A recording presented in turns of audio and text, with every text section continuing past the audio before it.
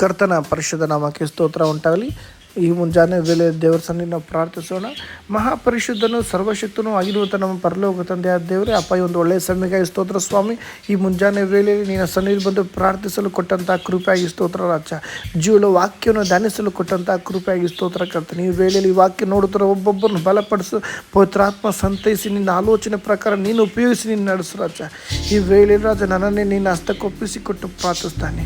ವಾಕ್ಯಗಳ ಪದಗಳ ಗುಡಾರ್ಥ ತಿಳಿಪಡಿಸು. ಆದಿಂದ ಅಂತ್ಯದವರು ನೀನು ಆಳ್ವಿಕೆ ಮಾಡಿ ನಿನ್ನ ಕೃಪೆಯಲ್ಲಿ ನಡೆಸು ಸ್ವಾಮಿ. ಅದಕ್ಕಾಗಿ ನನ್ನನ್ನೇ ನಿನ್ನ ಹಸ್ತಕ್ಕೆ ಸಂಪೂರ್ಣ ತಗ್ಗಿಸಿಕೊಟ್ಟು ಪ್ರಾರ್ಥಿಸ್ತೇನೆ. ಯೇಸುವಿನ ಮೊದಲು ನಮ್ಮದು ಪ್ರಾರ್ಥಿಸ್ತೇನೆ ನನ್ನ ಪರಲೋಕ ತಂದೆ ದೇವರೇ, ಆಮೇನ್. ಗುಡ್ ಮಾರ್ನಿಂಗ್ ಪ್ರಿಯ ದೇವರ ಮಕ್ಕಳೇ, ನಿಮ್ಮೆಲ್ಲರನ್ನು ನಾನು ಕರ್ತನ ಪರಿಶುದ್ಧ ನಾಮದಲ್ಲಿ ವಂದನೆ ಸಲ್ಲಿಸ್ತೇನೆ. ಈ ವಾಕ್ಯ ನೋಡ್ತಾನೆ ಪ್ರತಿಯೊಬ್ಬರು ದೇವರು ನಿಮ್ಮೆಲ್ಲರನ್ನು ಏರಾಳವಾಗಿ ಆಶೀರ್ವದಿಸಲಿ. ಈ ಮುಂಜಾನೆ ವೇಳೆಯಲ್ಲಿ ದೇವರ ಸನ್ನಿಧಿಯಲ್ಲಿ ದೇವರು ಕೊಟ್ಟಂಥ ಆಲೋಚನೆ ನಾವು ಧ್ಯಾನಿಸೋಣ. 1 ಕೊರಿಂಥದವರಿಗೆ 13ನೇ ಅಧ್ಯಾಯ 13ನೇ ವಾಕ್ಯ. ಹೀಗಿರುವುದರಿಂದ ನಂಬಿಕೆ, ನಿರೀಕ್ಷೆ, ಪ್ರೀತಿ ಈ ಮೂರೇ ನಿಲ್ಲುತ್ತವೆ. ಇವುಗಳಲ್ಲಿ ದೊಡ್ಡದು ಪ್ರೀತಿಯೇ. ಆಮೇನ್. ಹೌದು ಪ್ರಿಯ ದೇವರ ಮಗುವೆ, ದೇವರ ಮುಂದೆ ನಾವು ಒಂದು ಪ್ರಾರ್ಥನೆ ಇರ್ಬೋದು, ದೇವರ ಮುಂದೆ ನಾವು ಯಾವುದೇ ಒಂದು ವಿಷಯ ನಾವು ಇಟ್ಟು ನಿಲ್ಲಬೇಕಾದ್ರೆ ಮೊದಲು ನಂಬಿಕೆ, ನಿರೀಕ್ಷೆ, ಪ್ರೀತಿ ಈ ಮೂರು ನಿಲ್ಲುತ್ತದೆ. ಆದರೆ ಈ ಮೂರುಗಳಲ್ಲಿ ದೊಡ್ಡದು ಪ್ರೀತಿಯಾಗಿದೆ. ಪ್ರೀತಿ ಇದ್ದರೆ ನಿನಗೆ ಆಟೋಮೆಟಿಕ್ ನಂಬಿಕೆ ನಿನ್ನಲ್ಲಿ ಬರುತ್ತೆ. ಪ್ರೀತಿ ಇದ್ದರೆ ಆಟೋಮೆಟಿಕ್ ನಿರೀಕ್ಷೆ ನಿನ್ನಲ್ಲಿರುತ್ತೆ. ಯಾಕಂದರೆ ನಾವು ಒಂದು ವಿಷಯದಲ್ಲಿ ಪ್ರಾರ್ಥನೆ ಮಾಡಬೇಕು, ನಮಗೊಂದು ನಿರೀಕ್ಷೆ ಇರಬೇಕು. ಆ ನಿರೀಕ್ಷೆ ಬರಬೇಕು, ನಿನ್ನಲ್ಲಿ ಒಂದು ಮೊದಲು ಪ್ರೀತಿ ಇರಬೇಕು. ದೇವರು ನನಗೆ ಮರುತರ ಕೊಡ್ತಾರೆ, ದೇವರು ನನ್ನ ಜೀವಿತದಲ್ಲಿ ಬದಲಾಯಿಸ್ತಾರೆ. ಆವಾಗ ಒಂದು ನಂಬಿಕೆ, ನಿರೀಕ್ಷೆ ಎರಡು ಬರಬೇಕು. ಮೊದಲು ಪ್ರೀತಿ ನಿಲ್ಲಿರಬೇಕು.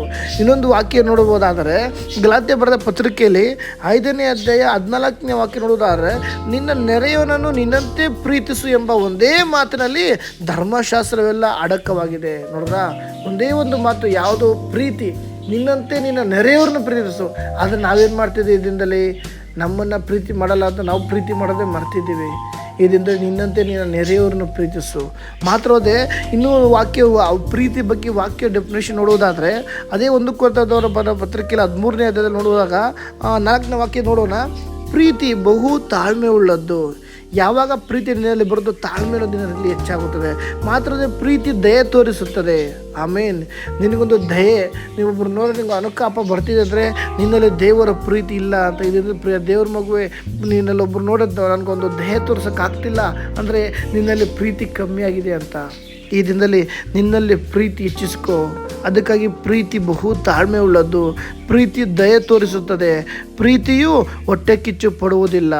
ಈ ದಿನದಲ್ಲಿ ಅನೇಕರು ನೋಡಿ ನಮ್ಗೆ ಹೊಟ್ಟೆ ಕಿಚ್ಚು ಬರ್ತಾ ಇದೆ ಅಂದರೆ ದೇವರ ಪ್ರೀತಿ ನಮ್ಮಲ್ಲಿ ಕಮ್ಮಿಯಾಗಿದೆ. ಮಾತ್ರವೇ ಪ್ರೀತಿ ಹೊಗಳಿಕೊಳ್ಳುವುದಿಲ್ಲ. ಮಾತ್ರವೇ ಉಬ್ಬಿಕೊಳ್ಳುವುದೂ ಇಲ್ಲ.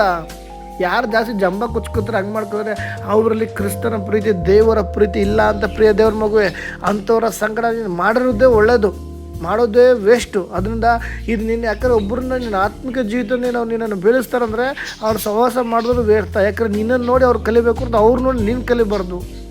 ಅದಕ್ಕಾಗಿ ನೀನು ದೇವರ ಪ್ರೀತಿಯಲ್ಲಿ ನೆಲೆಯಲ್ಲಿ ನಿಲ್ಲುವಾಗ ನಿನ್ನಲ್ಲಿರುವಂಥ ಪ್ರೀತಿ, ನಿನ್ನಲ್ಲಿರುವಂಥ ಅನಾಯಿಂಟಿಂಗ್ ಅನೇಕರ ಮೇಲೆ ಅದು ಸ್ಪ್ರೆಡ್ ಆಗುತ್ತೆ. ಆದರೆ ಇನ್ನೊಬ್ರು ಹಂಗಿದ್ದಾರೆ ಅಂತ ಒಬ್ಬರು ನೋಡಿ ನೀನು ಬೇಜಾರಾಗಬೇಡ. ಇನ್ನೊಬ್ರು ಆ ರೀತಿ ಮಾತಾಡ್ತಾ ಅಂತ ನೀನು ದುಃಖ ಪಡಬೇಡ. ಯಾಕಂದರೆ ನಿನ್ನಲ್ಲಿರುವಂಥ ಪ್ರೀತಿ ಅನೇಕ ಜನಗಳನ್ನು ಬದಲಾಯಿಸುವಂಥದ್ದಾಗಿದೆ. ನಿನ್ನಲ್ಲಿರುವಂಥ ಪ್ರೀತಿ ನಿನ್ನ ಕುಟುಂಬದವ್ರನ್ನ ಬದಲಾಯಿಸುವಂಥದ್ದಾಗಿದೆ. ನಿನ್ನಲ್ಲಿರುವಂಥ ಪ್ರೀತಿ ನಿನ್ನ ಕುಟುಂಬದ ಪ್ರತಿಯೊಬ್ಬರನ್ನು ಮಾನಸಾಂತರ ಪಡಿಸುವಂಥದ್ದಾಗಿದೆ. ಅದಕ್ಕಾಗಿ ಪ್ರೀತಿ ಬಹು ತಾಳ್ಮೆ ಉಳ್ಳದ್ದು. ಹೊಟ್ಟೆ ಕಿಚ್ಚು ಪಡುವುದಿಲ್ಲ, ಉಬ್ಬಿಕೊಳ್ಳುವುದಿಲ್ಲ, ಮರ್ಯಾದೆಗೆಟ್ಟು ನಡೆಯುವುದಿಲ್ಲ. ಯಾರಲ್ಲಿ ದೇವರ ಪ್ರೀತಿ ಇರುವವರಲ್ಲಿ ಮಾತ್ರವೇ ಸ್ವಪ್ರಯೋಜನವನ್ನು ಚಿಂತಿಸುವುದಿಲ್ಲ. ದೇವ್ರ ಮಗುವೆ, ನೋಡಿದ್ರಾ, ಈ ಒಂದು 1 ಕೊರಿಂಥದವರ ಪತ್ರಿಕೆಯಲ್ಲಿ 13ನೇ ಅಧ್ಯಾಯ 4, 5, 6, 7 ವಾಕ್ಯ ನೀವು ಫ್ರೀ ಇದ್ದರೆ ಪ್ರತಿಯೊಬ್ಬರು ಈ ವಾಕ್ಯವನ್ನು ತೆಗೆದು ಓದ್ರಿ. ಯಾಕಂದ್ರೆ ಈ ವಾಕ್ಯ ಓದುವಾಗ ದೇವರ ಪ್ರೀತಿಯ ಬಗ್ಗೆ ನಮ್ಗೆ ಪೂರ್ಣವಾಗಿ ತಿಳಿಯಪಡಿಸ್ತದೆ. ಮರ್ಯಾದೆಗೆಟ್ಟು ನಡೆಯುವುದಲ್ಲಿ ಯಾರಿಗೆ ಪ್ರೀತಿ ಇರುವುದರಲ್ಲಿ ಸ್ವಪ್ರಯೋಜನವನ್ನು ಚಿಂತಿಸುವುದಿಲ್ಲ, ಸಿಟ್ಟುಗೊಳ್ಳುವುದಿಲ್ಲ. ಯಾರಲ್ಲಿ ಪ್ರೀತಿ ಇರುವುದಾದರೆ ಸಿಟ್ಟು ಅವನಲ್ಲಿ ಬರೋದಿಲ್ಲ. ಅಪಕಾರವನ್ನು ಮನಸ್ಸಲ್ಲಿ ಇಟ್ಟುಕೊಳ್ಳುವುದಿಲ್ಲ. ಈ ದಿನ ನಿನ್ನ ಜೀವಿತದಲ್ಲಿ ಅಪಕಾರ ಮನಸ್ಸಲ್ಲಿ ಇಟ್ಕೊಂಡಿದೆಯಾ ಅಂದರೆ ನಿನ್ನ ಜೀವಿತದಲ್ಲಿ ಎಲ್ಲೋ ಪ್ರೀತಿ ಕಮ್ಮಿ ಆಗಿದೆ. ಇದನ್ನು ಬದಲಾಯಿಸ್ಕೊಬೇಕು ನಾವು.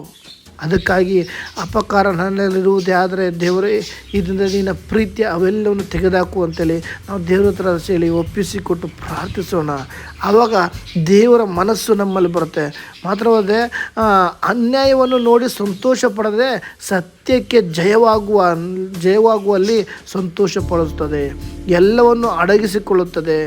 ಏನೇ ಕಷ್ಟ ಬಂದರೂ, ಎಂಥ ಒಂದು ಪರಿಸ್ಥಿತಿ ಬಂದರೂ ಅವೆಲ್ಲವನ್ನು ಅಡಗಿಸಿಕೊಳ್ಳುತ್ತದೆ. ಯಾವುದು? ಪ್ರೀತಿಯಾಗಿದೆ ಪ್ರಿಯ ದೇವ್ರ ಮಗುವೆ. ಎಲ್ಲವನ್ನು ನಂಬುತ್ತದೆ, ಎಲ್ಲವನ್ನು ನಿರೀಕ್ಷಿಸುತ್ತದೆ. ಅದೇ ನಿರೀಕ್ಷೆ ನೀನು ಮಾಡುವಂಥ ಪ್ರಾರ್ಥನೆ ಇರ್ಬೋದು, ನೀನು ದೇವ್ರ ಹತ್ರ ಮಾಡೋದು ಒಡಂಬಡಿಕೆ ಇರ್ಬೋದು, ತೀರ್ಮಾನ ಇರ್ಬೋದು, ದೇವ್ರು ನಮ್ಗೆ ಮರುತ್ತರ ಕೊಡ್ತಾರೆ. ಒಂದು ನಿರೀಕ್ಷೆ ನಿನ್ನಲ್ಲಿರುತ್ತೆ. ಮಾತ್ರ ಅದಕ್ಕೆ ಕೊನೆಯದಾಗಿ ಮತ್ತೊಂದು ಬಾರಿ ಎಲ್ಲವನ್ನು ಸಹಿಸಿಕೊಳ್ಳುತ್ತದೆ. ಹೌದು ಪ್ರಿಯ ದೇವ್ರ ಮಗುವೆ, ನಿನ್ನಲ್ಲಿ ಪ್ರೀತಿ ಇದೆ, ಇಲ್ಲ ಅಂತಿಲ್ಲ. ಆದರೆ ಪ್ರೀತಿ ಕಮ್ಮಿ ಆಗಿದೆ ಪ್ರಿಯ ದೇವ್ರ ಮಗುವೆ. ದೇವರ ಮೇಲಿದ್ದಂಥ ಪ್ರೀತಿ ನಿನ್ನಲ್ಲಿ ಕಮ್ಮಿ ಆಗಿದೆ. ಮೊದಲು ದೇವ್ರ ಹತ್ರ ಬರುವಾಗ ನಿನ್ನಲ್ಲಿ ಪ್ರೀತಿ ಹೆಂಗಿತ್ತು? ಯಾವ ರೀತಿ ಪ್ರಾರ್ಥನೆ, ಯಾವ ರೀತಿ ಆತ್ಮಿಕ ದೇವ್ರನ್ನ ಸ್ತುತಿಸುವಾಗ ಸಮಯ ಸಿಕ್ಕುವ ದೇವರ ಧ್ಯಾನಿಸ್ತಿದ್ದೋ, ಸತ್ಯವೇದ ಓದ್ತಿದ್ದೋ. ಆದರೆ ಈಗ ಏನಾಗಿದೆ? ಈಗ ನಮ್ಮನ್ನು ನಾವು ಮರೆತು ನಮ್ಮನ್ನು ನಾವು ಫಸ್ಟು ಪರಿಶೋಧನೆ ಮಾಡ್ಕೊಬೇಕು ಪ್ರಿಯ ದೇವ್ರ ಮಗುವೆ. ಈ ಲೋಕದಲ್ಲಿ ಬರುವಂಥ ಕಷ್ಟಗಳು ನಾವು ಬಿದ್ದೋಗ್ತಾ ಇದ್ದೀವಿ, ಹೋರಾಟಗಳು ಬಿದ್ದೋಗ್ತಾ ಇದ್ದೀವಿ, ಕುಟುಂಬದ ಪರಿಸ್ಥಿತಿಗಳು ಬಿದ್ದೋಗ್ತಿದ್ದೀವಿ ಅಂದರೆ ಎಲ್ಲೋ ಪ್ರೀತಿ ಕಮ್ಮಿ ಆಗಿದೆ. ದೇವರಿಗೆ ಕೊಡಬೇಕಾದಂಥ ಸಮಯ ನಾವು ಕೊಡ್ತಾ ಇಲ್ಲ. ಲೋಕದಲ್ಲಿ ಎಲ್ಲ ಕೆಲಸ ಮಾಡೋಕ್ಕೆ ಸಮಯ ಇದೆ, ಟಿ ವಿ ನೋಡೋಕ್ಕೆ ಸಮಯ ಇದೆ, ಸ್ನೇಹಿತರ ಜೊತೆ ಮಾತಾಡೋಕ್ಕೆ ಸಮಯ ಇದೆ, ಸುಮ್ಮನೆ ಕುತ್ಕೊಂಡು ಚಿಂತೆ ಮಾಡೋಕ್ಕೆ ಸಮಯ ಇದೆ. ಆದರೆ ದೇವರ ಮುಂದೆ ಕೂತು ಪ್ರಾರ್ಥನೆ ಮಾಡಲು ಸಮಯ ನಿಮ್ಗೆ ಯಾರಿಗೂ ಇಲ್ಲ. ಈ ದಿನದಲ್ಲಿ ನಾವು ಬಿಟ್ಟು ಕೊಡೋಣ ದೇವರಿಗೆ. ದೇವರು ಒಪ್ಪಿಸಿ ಕೊಡೋಣ. ನಿನ್ನ ಜೀವಿತವನ್ನು ಬದಲಾಯಿಸುವ ಅಥವಾ ನಿನ್ನ ಸಂಗಡನೆ ಇದ್ದಾನೆ. ಆತ ನಿನ್ನ ಪ್ರೀತಿನ ಬಯಸ್ತಾ ಇದ್ದಾನೆ. ನೀನು ಮೊದಲಿದ್ದಂಥ ಪ್ರೀತಿ ನಿನಗೆ ಈ ದಿನ ಮನ ತಿರುಗಬೇಕು.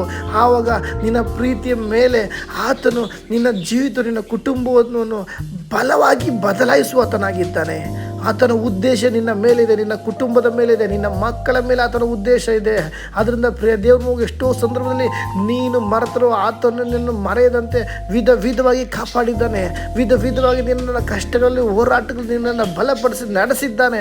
ಈಗೋ ನಿನ್ನ ಬಲಗಡೆ ನಿನ್ನ ಬಲಗಡೆಯಲ್ಲಿ 10,000 ಜನ, ಎಡಬಲ್ಲಿ 10,000 ಜನ ಸತ್ತು ಬಿದ್ದರೆ ನಿನಗೆ ಯಾವ ಕೇಳು ತಟ್ಟದು. ಆ ಪ್ರಕಾರ ನೀನು ನಡೆಸಿದ್ದನಲ್ವ? ಹೌದು, ಯಾವ ಕೇಳು ಸಂಭವಿಸೋದು, ಉಪದ್ರವ ನಿನ್ನ ಗುಡಾರದ ಸಮೀಪಕ್ಕೂ ಬರುವುದಿಲ್ಲ. ಯಾಕಾಗಿ? ದೇವರ ಪ್ರೀತಿ ನಿನ್ನಲ್ಲಿದೆ. ಈ ದಿನದಲ್ಲಿ ಪ್ರಿಯ ದೇವ್ರ ಮಗುವೆ, ಆದರೆ ಪ್ರೀತಿ ಇರೋದು ಎಷ್ಟಿದೆ ಅಂತಲ್ಲ, ಪ್ರೀತಿ ಹೆಚ್ಚಾಗಬೇಕು. ನಿನ್ನಲ್ಲಿ ಪ್ರೀತಿ ಹೆಸರಿಗಿದೆ, ಆದರೆ ಪ್ರೀತಿ ಆಳವಾಗಿ ಕಮ್ಮಿಯಾಗಿದೆ. ಇದೆಲ್ಲ ಅನೇಕರು ಪ್ರೀತಿಯಲ್ಲಿ ಕಮ್ಮಿಯಾಗಿದ್ದಾರೆ. ಅದಕ್ಕಾಗಿ ಪ್ರೀತಿಯಲ್ಲಿ ಬಲಗೊಳ್ಳೋಣ.